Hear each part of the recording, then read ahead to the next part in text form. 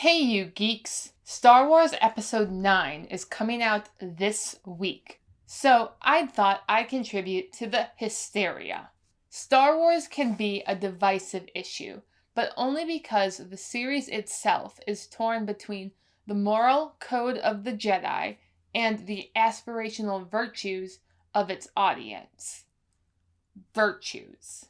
Humans tend to be emotional, irrational beings that aren't great at getting along. Mos Eisley Spaceport. You will never find a more wretched hive of scum and villainy. We must be cautious. However, cooperation is necessary for survival. So, cultures discerned what habits ought to be cultivated in its members to keep society thriving. These habits are virtues. Western culture generally assumes the 7 cardinal virtues as defined by Plato and Paul, while Eastern culture generally esteems the 5 Confucian virtues. Other traditions like virtues so much that they don't narrow them down to the greatest hits album. Returning to our main examples, as we see that these virtues account for human emotion. As Aristotle wrote, having feelings at the right time about the right things, towards the right people, for the right end, and in the right way, is the intermediate and best condition, and this is proper to virtue. The overlap between the East and the West shows that. No matter who you are and what you do to live, thrive, and survive, there's still some things that make us all the same. You, me, them, everybody. Therefore, even in this ever-changing world in which we live in, media can still find a moral code for its main characters that does not alienate its audience. Yet, Star Wars messed this up. The Jedi Code. Ironically, the Jedi Code absolutely refutes the very premises on which real-world virtues are built. There is no emotion, there is peace. There is no ignorance, there is knowledge. There is no passion, there is serenity. There is no chaos, there is harmony. There is no death, there is the Force. It's ironic because only a Sith deals in absolutes. And yet, the whole Star Wars saga is built on Jedis struggling with their emotions, and the Order not offering helpful guidance. Most notably, the Jedi do not know how to love. Are you allowed to love? Thought that was forbidden for a Jedi. Attachment is forbidden. Possession is forbidden. Compassion, which I would define as unconditional love, is central to a Jedi's life. And so you might say that we are encouraged to love. Although they gladly serve the Republic, they are not attached to it or passionate about it. They do not love it. They let it fall. As G.K. Chesterton wrote, the devotee is entirely free to criticize. The fanatic can safely be a skeptic. Love is not blind. That is the last thing that it is.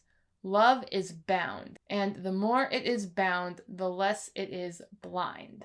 The Jedi's lack of love is why most of the protagonists are terrible Jedi, and that is sometimes a good thing.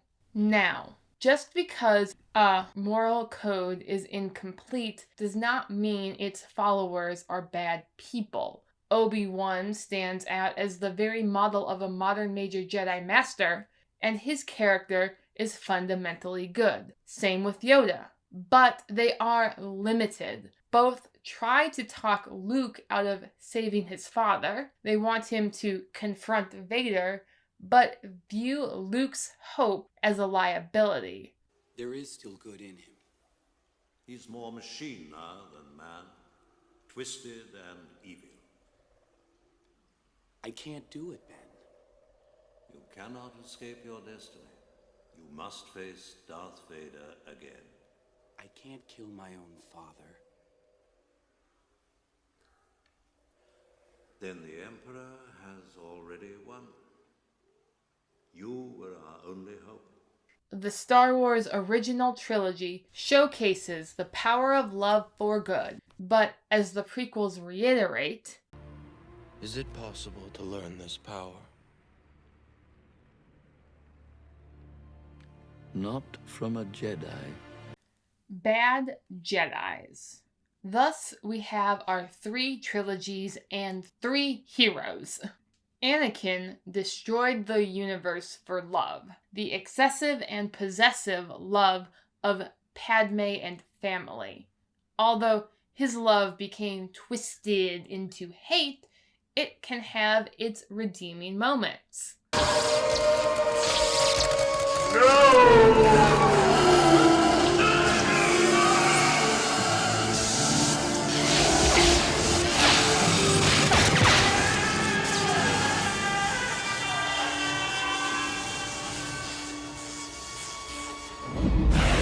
Luke saved the universe for love.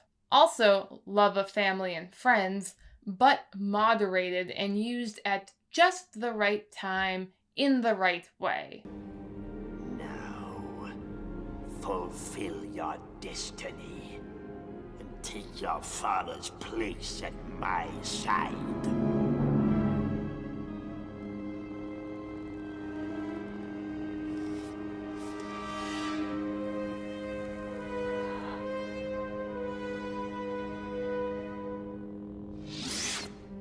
Never. The Last Jedi was right that Luke is a terrible Jedi, but gets wrong where he breaks with the Order. He, like his father, would never have abandoned his family if he knew they were alive. Finally, Episode 9 comes out this week, and we still don't know what Rey loves. The Millennium Falcon? Who do you love? Who do you love? You love a car. Those abs? Or Leia as an adoptive mother figure, because they hugged at the end of Episode 7, talked once during Episode 8, and smile at each other in the trailer. Although super sketchy, I'm rooting for this as it feels the most empowering, with just a hint of virtue. If you enjoyed this video, please feel free to like, share, and subscribe to see more. Thank you. Your patronage is greatly appreciated.